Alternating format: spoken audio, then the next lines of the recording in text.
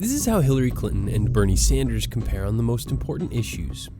On foreign policy, both candidates support the nuclear deal with Iran and seem to view the world much the same way as President Obama, who prioritizes smart power and diplomacy over military force.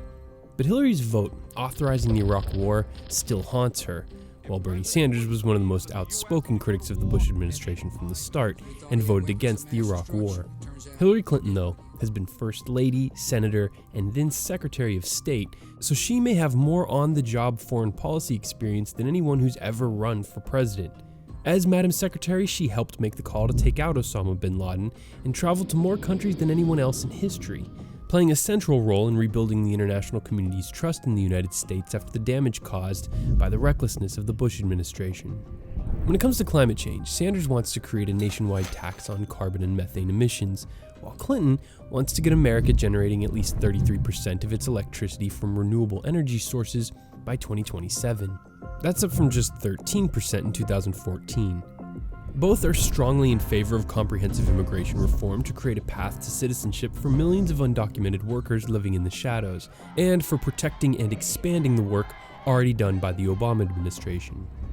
Income inequality is Bernie's signature issue. For starters, he wants to raise taxes on the wealthy and make corporations pay their fair share, and many of his other policy proposals are focused on tackling this issue as well, like his call to raise the federal minimum wage to $15 an hour. Hillary has responded by proposing more restrained progressive policies, like raising the minimum wage to $12 an hour instead of $15. Clinton's economic credentials are bolstered by her husband's presidency, which led the country to arguably the best economic times in our history. We even had a budget surplus for 4 whole years under Bill Clinton. On healthcare, both candidates have a history of fighting for universal coverage. Bernie has been outspoken about the need to guarantee healthcare as a right by creating a Medicare for all single-payer system, something every other major developed country in the world already has. Clinton used to favor a single-payer system too, but she is now in favor of defending and strengthening Obama's signature achievement, the Affordable Care Act, to achieve universal health care.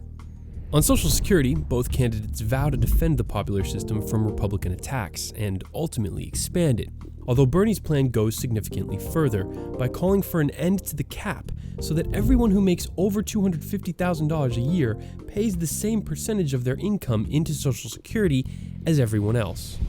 On jobs, Bernie speaks frequently about the problem of unemployment, especially among young African Americans and Hispanics. He's proposed investing $1 trillion over 5 years to modernize America's physical infrastructure to create and maintain at least 13 million jobs. Hillary has called for a national infrastructure bank and wants to increase funding for scientific research while also focusing on job training and helping small businesses grow. Hillary Clinton has embraced the fact that she will be America's first female president and has made women's issues like closing the gender pay gap central to her campaign. But Bernie's just as progressive on women's issues and joins Hillary in calling for quality, affordable childcare for all families and for providing guaranteed paid family leave. Both candidates are calling for major reforms to our criminal justice system, including reining in the private prison industry, ending the war on drugs, and encouraging best practices among our nation's police officers, like body cameras on every cop. Tragedy after tragedy has led Clinton to make gun violence one of the central issues of her campaign, and is one of America's most progressive politicians on this issue. Bernie, on the other hand, does not mention guns a single time on the issues section of his campaign website, and has struggled in the debates to justify some of his past votes against gun control, although he does argue in favor of moderate steps like increased background checks.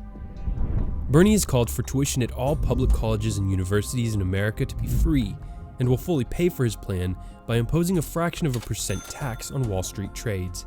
Hillary's plan doesn't go as far, but still aims to make college more affordable by cutting costs, lowering interest rates, and making community college tuition free. There are strong differences on trade. Clinton supported her husband's passage of the North American Free Trade Agreement in 1993 and supported the current Trans-Pacific Partnership as Obama's Secretary of State, although she's since reversed both positions. Sanders has been consistently against trade agreements that he argues have hurt U.S. workers and small farmers in Mexico and Central America. And lastly, the issue of campaign finance reform has both candidates calling for an overturning of the Supreme Court's decision in the Citizens United case. But Sanders has been the most outspoken member of Congress on this issue and is laying out a vision for future elections to be publicly financed.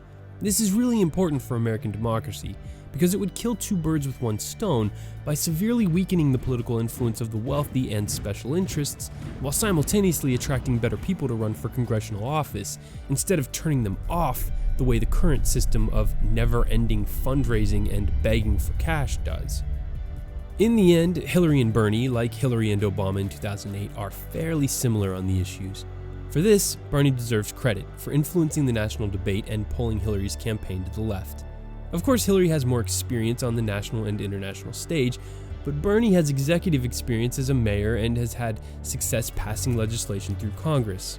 As a blunt-speaking independent, Bernie has built a career by bucking the party system to take the most principled position on every issue, while Hillary is a loyal Democrat who is essentially running for a fifth term of the Obama-Clinton dynasty, which has delivered the 16 most consistently productive, peaceful, and dominant years in modern American history.